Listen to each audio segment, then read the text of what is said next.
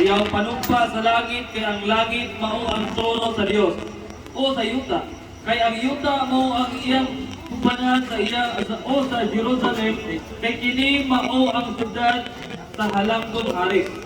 Ayaw kamo panumpa bisan gani sa inyong ulo, kay dili man kamo makapaputi o makapaitong sa usa ka lugas nga buhok. Ingna lamang kung oo dili. Kung dili kay kung may musobra paniini kana di ka na sayawa. 38. Nakadungog kamo sa giingon kaniadto mata bayran mata, ug hipon, bayran ug hipon. Apan karon supihan ko kamo. Ayaw balusi ang nagbuhat kaninyo dautan. Kung sagpaon ang imong tuong aping, ipasagpa usab ang wala. Kung walay mukiha kanimo aron mo mailog niya ang imong sapot nga pangilalom, ihatag usab kaniya ang imong sapot nga pangibabaw. Kung may maugos sa pagpuyog kanimo o balik usa ka kilometro, himuha kining 2 ka kilometro. Kung may muhangyo kanimo o usa ka butang, ihatag kini kaniya ug ayaw balibari ang buot muhulang kanimo. Nakadumog kamo ang giingon kaniadto, higugmaa ang imong mga higala ug dugti ang imong mga kaaway. Apan karon, sumpihan ko kamo, higugmaa ang inyong mga kaaway ug pag-ampo kamo alang sa mga tao nga nagpakipala kaninyo.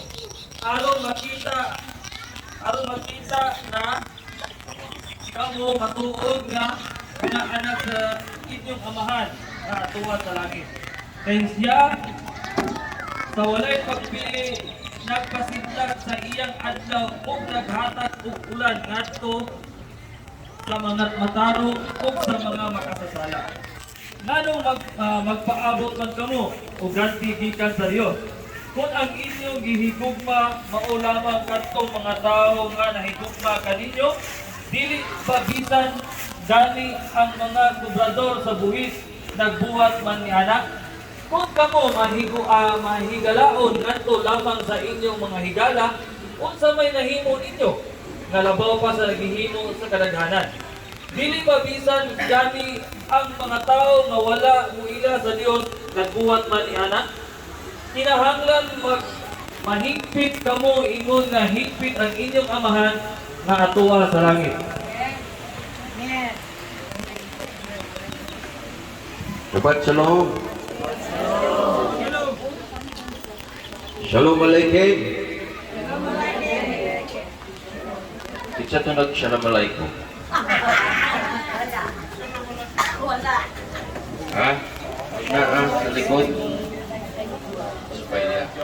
So kini sa Matthew 5, mo kini gitawag na Sermon on the Mount. So murag kumbaga sa New Testament si Yeshua na ang bagong Moses. Siya na yung ang propeta yun sa Israel, si Moses, yun ang number 1. No? John chapter 5 verse 28. Kung sa'yo nakasulat sa Torah ni Moises ay tungod kay Yeshua. So si Yeshua na karon din sa Matthew 5 or si Yeshua na ang bagong Moises. Right?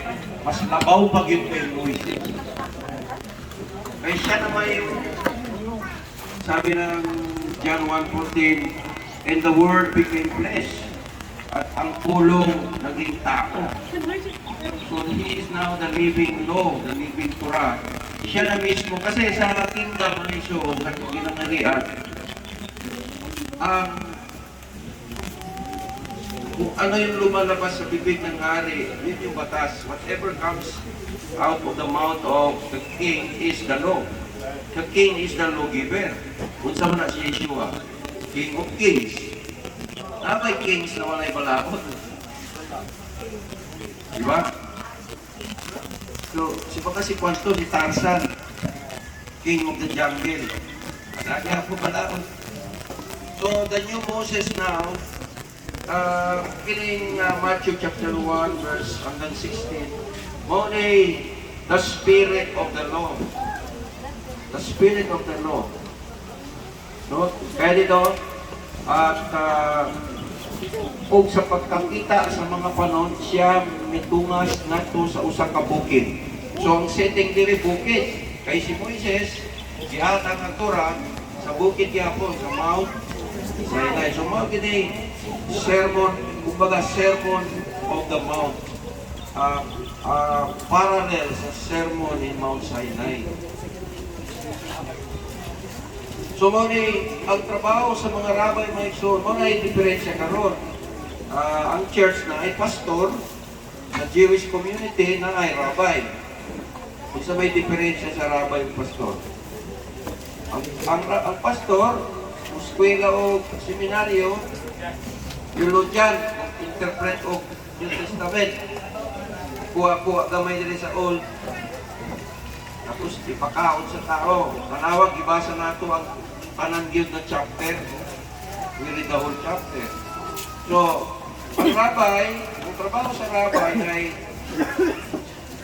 mo-interpret sa law. Murag attorney. He is now, pag ang rabay, madugay na sa iyang pagkarabay, siya ay magiging judge na sa bandang. Parang prosecutor, then judge, appeal, supreme, parang taas iyang ranggo ba? May dako siya sa kinangharian ng Diyos, no? Ginangharian ba ito? Gingharian. Gingharian. Saya na ginawa. So, blessed are the poor in spirit. Kanang kaharian sa langit may igsuon. Unay, abi sa mga tao, bubasa sa Bible.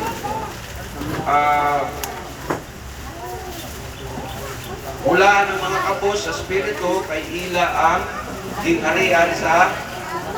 So, kanang kingdom of heaven, it is a euphemism or an expression of the kingdom of Elohim. To be very specific, so circumlocution. Circumlocution. Ang ibig sabihin ng circumlocution, ang mga Hudyo sa bisag karon, they respect the name of Elohim.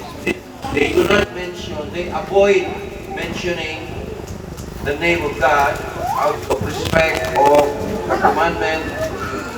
Do not take the name of God, Lord God, in vain. Ayaw ka? Ha? Help me, Bisaya. Pag ayaw gamita ang ngalan sa Ginoo na basta-basta lang na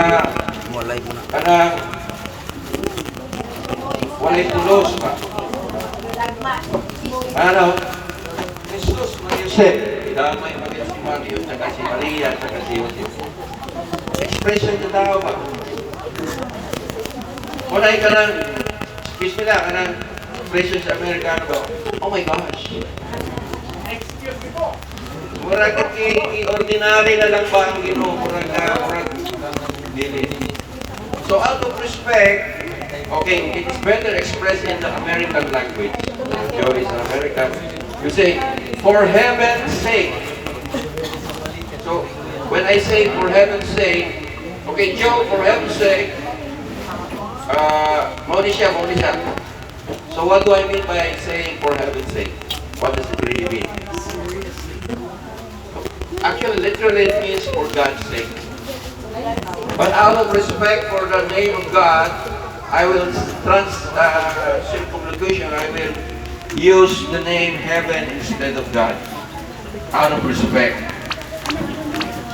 You know why am I explaining this? Because many people thought that